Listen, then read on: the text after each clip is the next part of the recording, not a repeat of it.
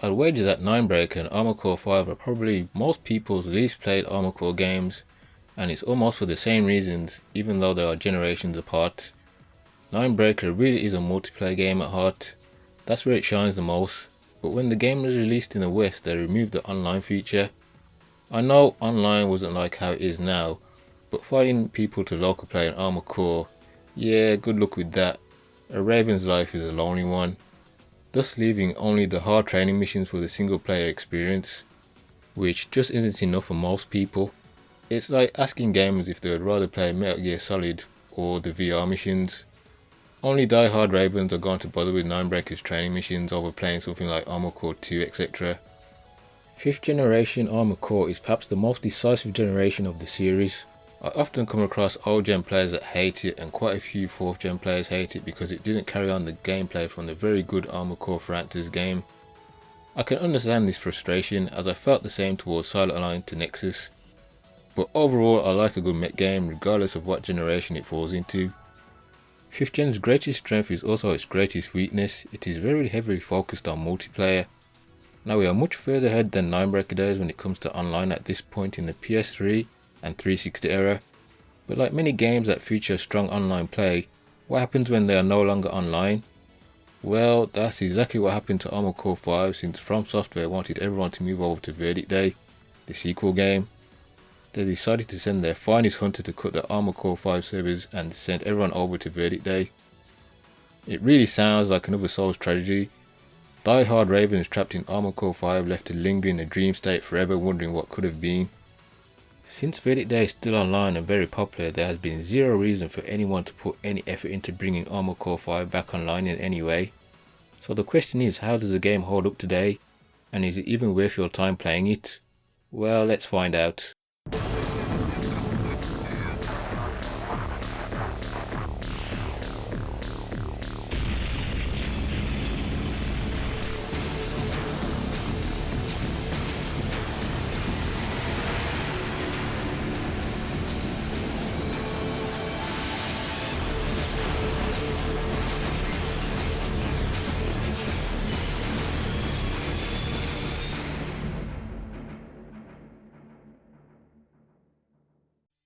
I feel Armored Core 5 has a giant barrier to entry, more so than any other Armored Core game thus far.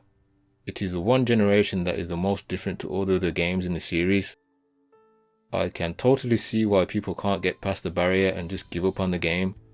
I was pretty much the same, but this time I was really going to give it a go.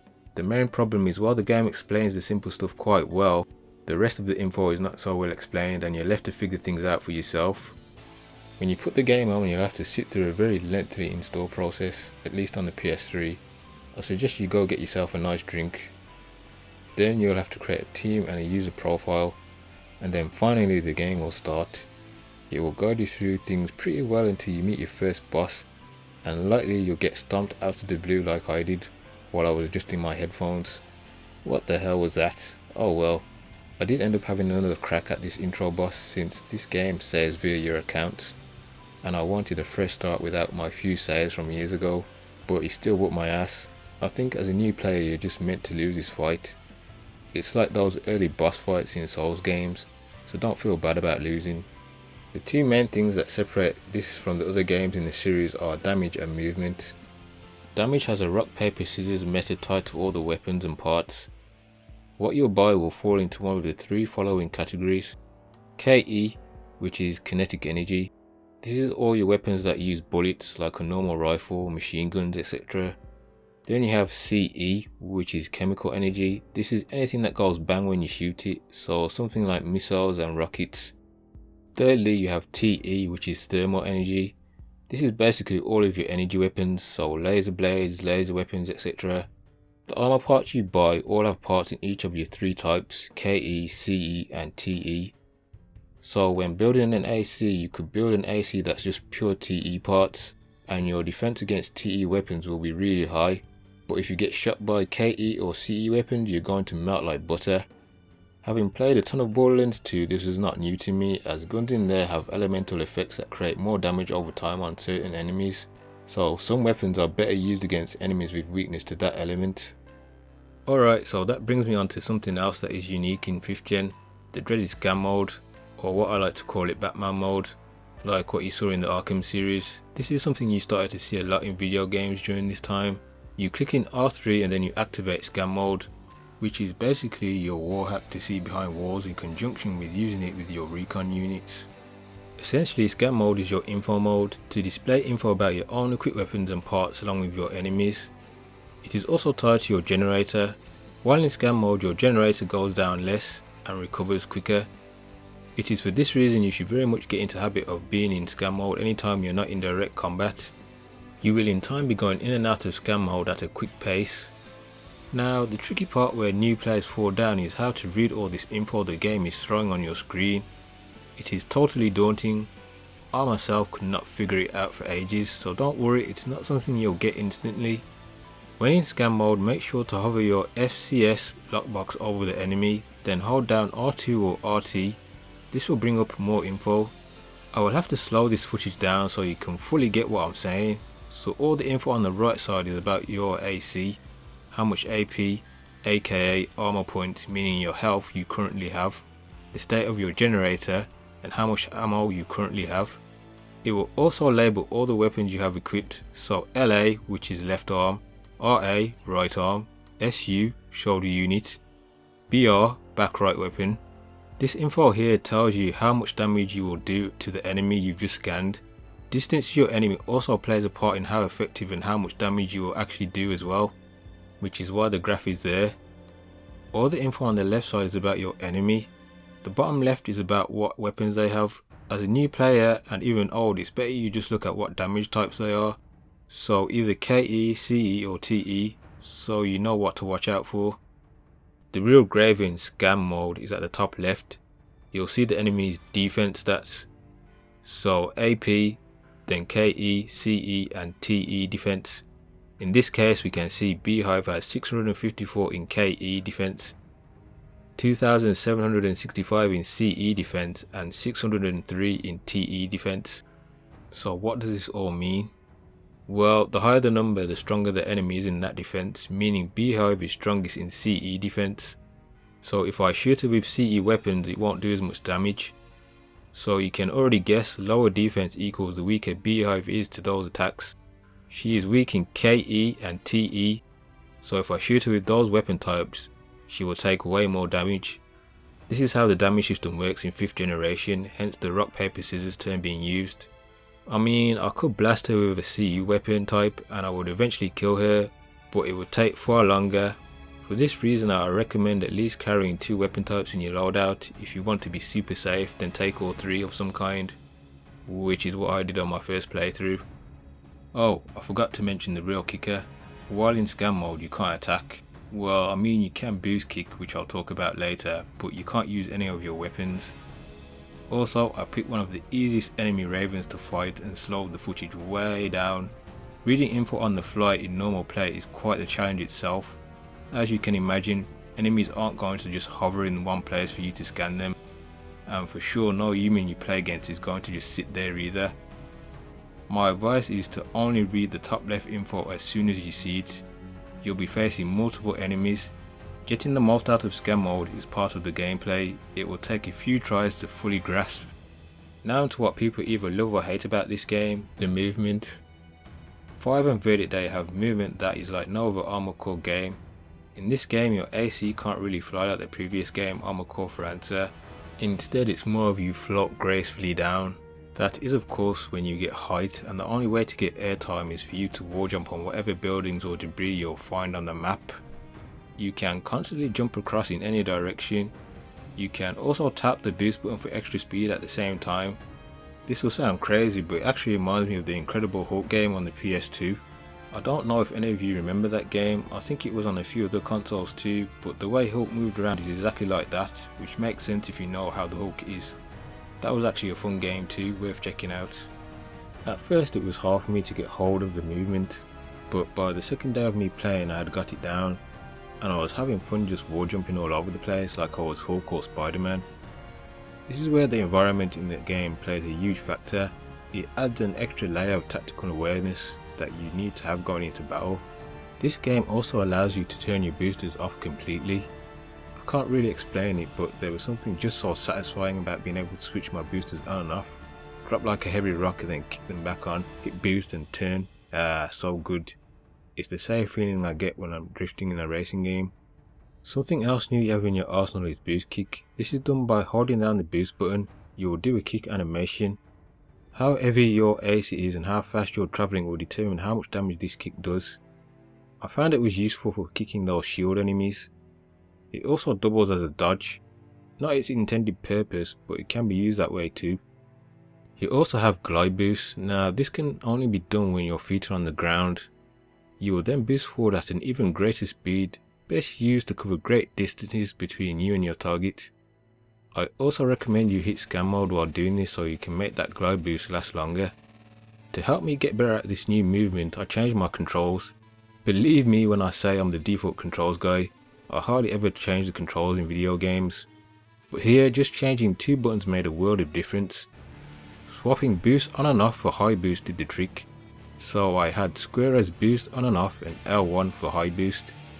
I actually also disabled the purge button because I think maybe my pad is messed up since I was purging stuff when I didn't want to, so that helped too.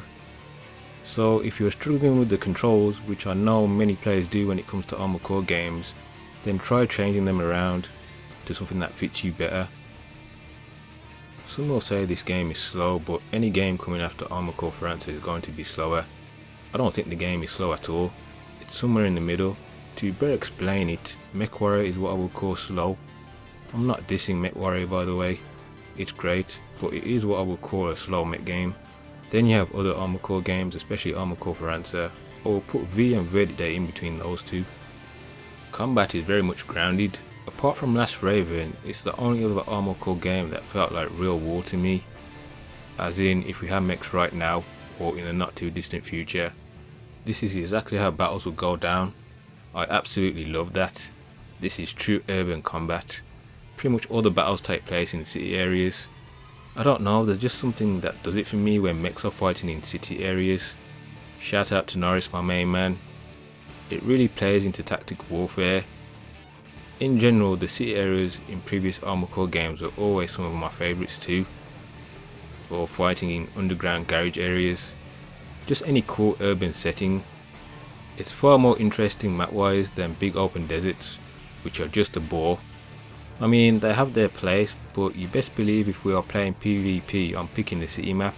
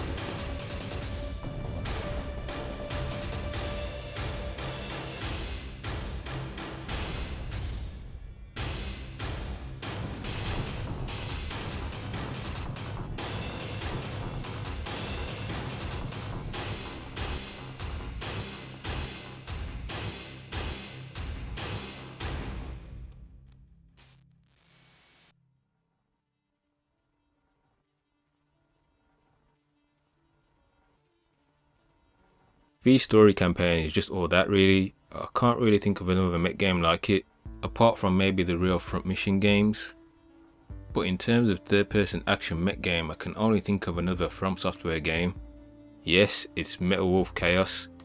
In fact, I would say that Armored Core 5 is a much more realistic take on Metal Wolf Chaos, which is a great game.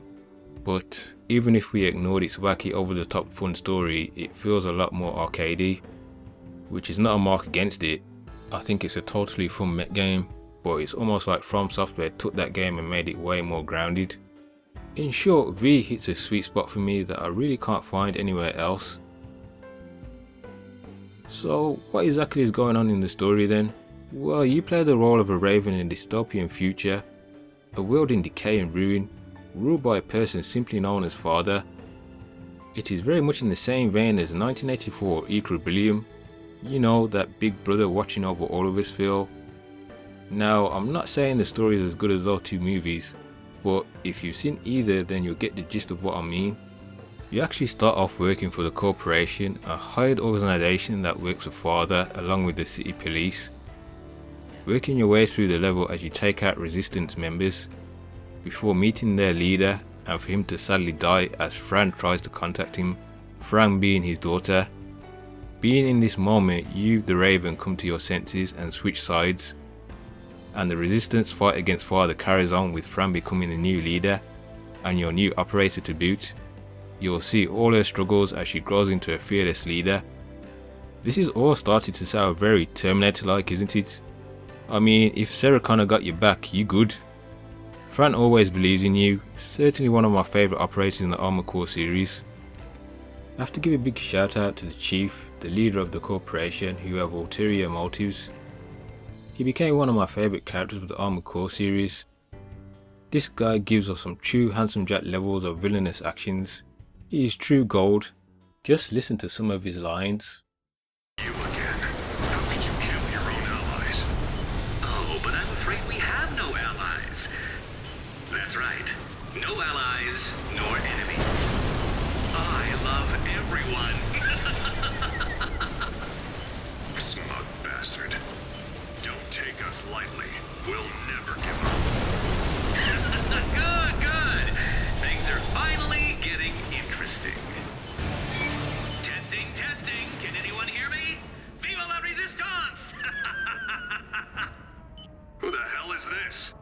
How did you get on this channel? Oh, good. You can hear me. I just wanted to say hi. Answer my question. Who are you? Forgive me. I don't have much time, so I'll skip the niceties. I've got a little present for that AC of yours. What are you talking about?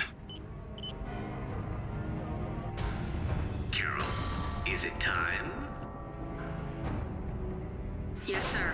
I just picked up the activation signal.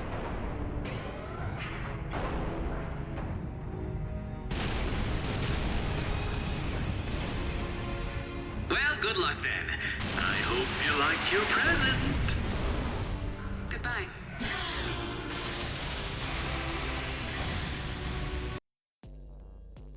Yeah, every good game needs a good villain, and it really elevates the game. I can see why it's a fan favourite amongst AC fans now. After I did the first mission, I went around and did a few order missions. These are missions that have nothing to do with the main story and are just about you being a merc. I did these to help get a feel of the game and gain team point experience, which by the way is tied to unlocking parts in the shop. To unlock all parts you'll need to reach level 50. I recommend farming Beehive. This will serve you well up to 30ish or so levels, then it becomes a real grind. I then tried my hand at Conquest mode. This is pretty much what V and Verdict Day's selling point for online play was, only in offline mode here. You fight other team for territory, you gain more team points this way too. I can see the appeal to it in online, taking over some other players' turf, but for offline, I never bothered past doing the first one. I went back to the story second mission and this is where the game just clicked for me. I don't know, Armored Core train battles are always just so good, and again fighting in urban areas along with the battle against another AC, it just gave me a rush, and after that I just carried on with story missions. Little did I know that early train battle was just a baby train, because in the next mission the real train showed up. I got my ass whooped.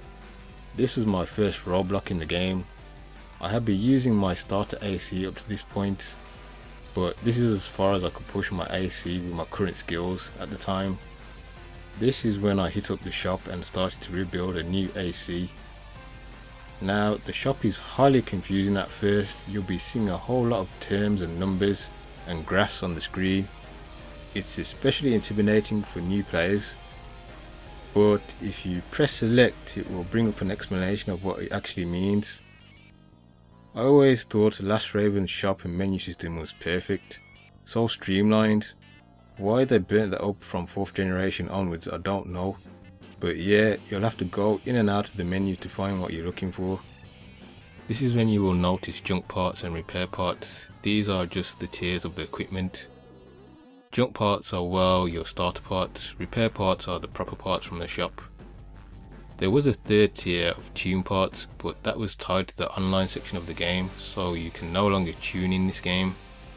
The sooner you get rid of your junk parts, the better you will do. I retooled myself and went back to fight the train. It was still a challenge, but I eventually overcame that brute. I had one more roadblock during the game, but at that point I had begun to get the hang of things and understood how to tackle situations more. Oh, I forgot to say, in this game you can call in a dropship to repair and resupply your ammo. This is not the first time you could do this in the Armored Core game, but it is the first time where you can repeatedly call in the dropship as many times as you want, but each time you do so it will cost more money. The story campaign is only 10 missions, which will take you 3 to 4 hours to beat. I know already people are saying only 3 to 4 hours to beat, that's rubbish. Well, that depends on you. The older I've gotten, I've come to appreciate games that don't go on forever. I'd rather a short game that I can replay over and over than a bloated one, where I might just about beat it once and then never come back again. Put it this way, I'd rather play Old Hunters 10 times over than play Elden Ring 10 times over. Old Hunters is probably about 3 to 4 hours too, but it's so damn good, going through it never disappoints me. I went through Armored Core 5 3 times while making this video, and you can best believe I'll be back after that too. Even though it's short, it ended up being one of my favourite stories in the Armored Core series. On top of all that urban combat, it just hits all the right sweet spots for me. When you beat the game you unlock access to ultimate weapons. There are 5 in total, getting the other 2 requiring more legwork. Ultimate weapons are, as the name suggests, giant weapons that you put on your back of your AC. They take up all the slots on your back and put massive strain on your AC's generator. Activating them really pushes your AC into its limits. You will also drop either 1 or maybe 2 of your weapons when activated. Your screen will glitch like mad, just to highlight the sheer stress your AC is under. You will see a limit bar at the top. This is how much time you have left to use the ultimate weapon. If you hold down the attack button you will see a circle build up around your lockbox.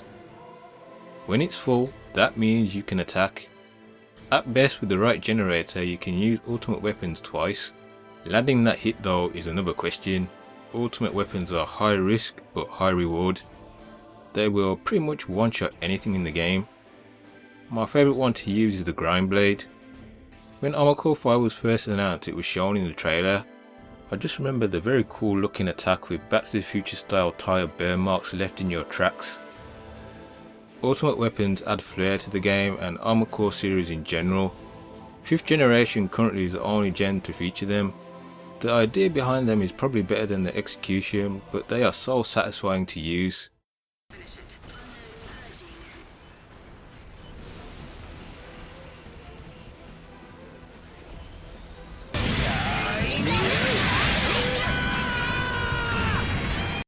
The aesthetics of this game are simply incredible. I'm sometimes in complete awe in what I'm looking at.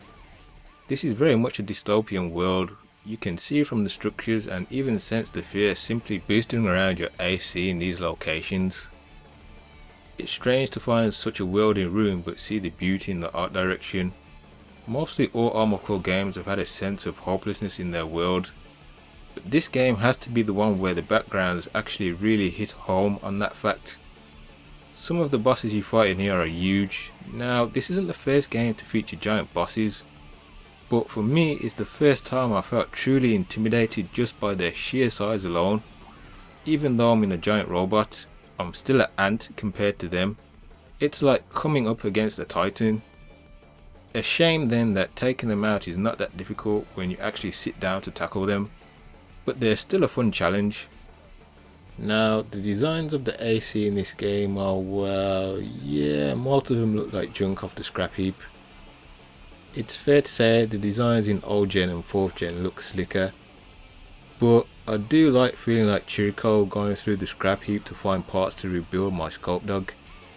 Given the state of the world in 5, these designs do make sense, and to be honest, some of them will give even previous ACs and next a run for their money in terms of looks, like the Chiefs AC, which look cool to me.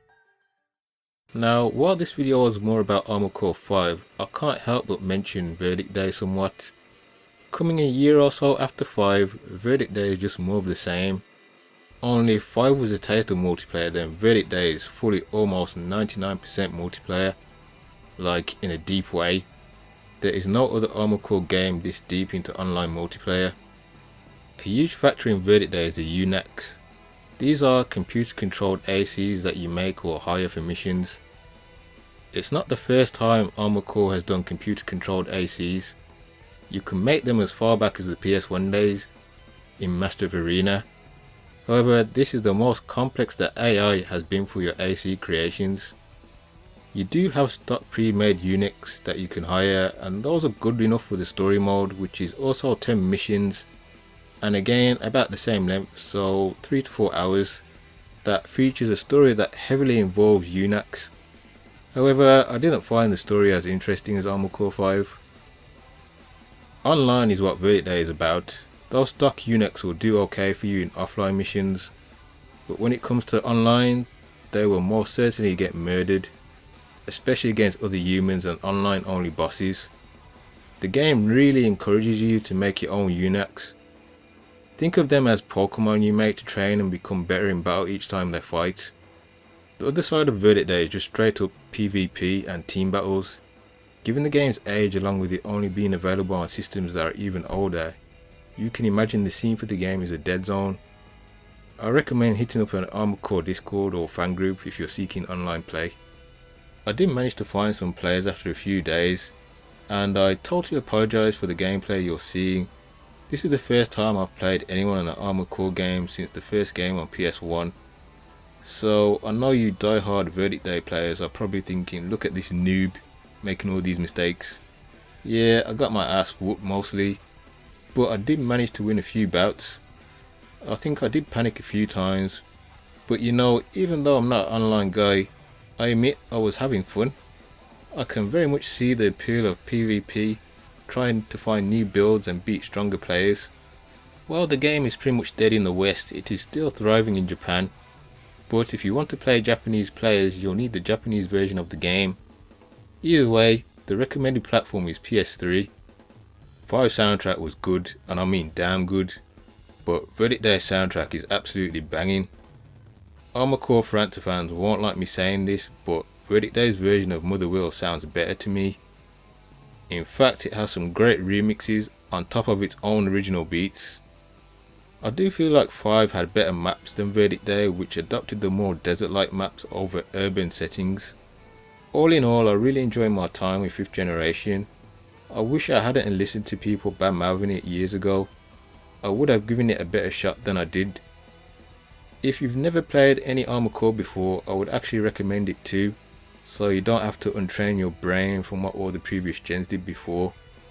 The way I see it is like this: if you're a single player gamer, then Armored Core 5 is your groove. If you're more into multiplayer and PvP, then Verdict Day will be your jam.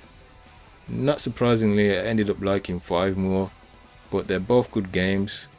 As I said at the start, the barrier to get into them is high, but let me tell you, it's totally worth it. Thanks for watching and catch you next time.